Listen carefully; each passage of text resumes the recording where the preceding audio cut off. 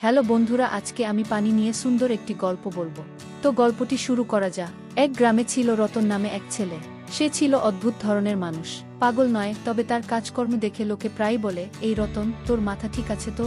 একদিন রতনের মাথায় বুদ্ধি এল, পানি যদি এতই দামি হয়, তাহলে আমি পানি বেচে কোটিপতি হব।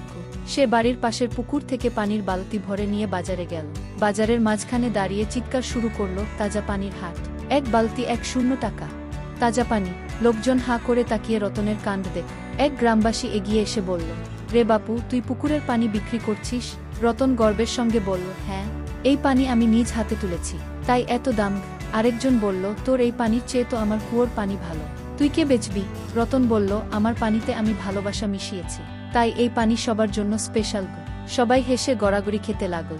কেউ মজা করতে এগিয়ে এসে বলল, ঠিক আছে, এক বালতি পানি দে গি। রতন তখন পানি দিতে গিয়ে বালতিটা উল্টে ফেল, সব পানি মাটিতে পড়ে গেল। লোকটি বলল, তোর পানি কোথায়? রতন সঙ্গে সঙ্গে বলল, পানির স্বাদ নাও, মাটিতে পড়েছে মানে তুমি ফ্রেশ ঘাসের সাথে পানি পাচ্ছ, এটার দাম 2 টাকা। এরপর রতনের কাণ্ড দেখে সবাই তার পানির ব্যবসা নিয়ে মজা করতে লাগল। কেউ এসে বলল, রতন, যদি বৃষ্টি শুরু হয়, তুই কি তখনও পানি বিক্রি করবি? রতন বলল, অবশ্যই, তখন তো আমার দাম বাড়বে, কারণ বৃষ্টির পানি প্রিমিয়াম ক্যাটাগরির হবে। একদিন হঠাৎ মেঘ করে বৃষ্টি শুরু হলো। রতন লাফিয়ে উঠে বলল, এখন আমার কোটি টাকা কামাইয়ের সময় এসেছে।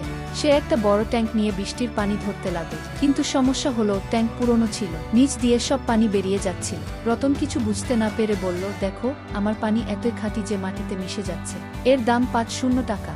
গ্রামের লোকজন তার পাগলামি দেখে হাসতে হাসতে বলল, রতন, তুই পানি বেচিস না, তুই হাসি বেচিস। আর রতন, সে এখনো ভাবে সে কোটিপতি হতে চলেছে।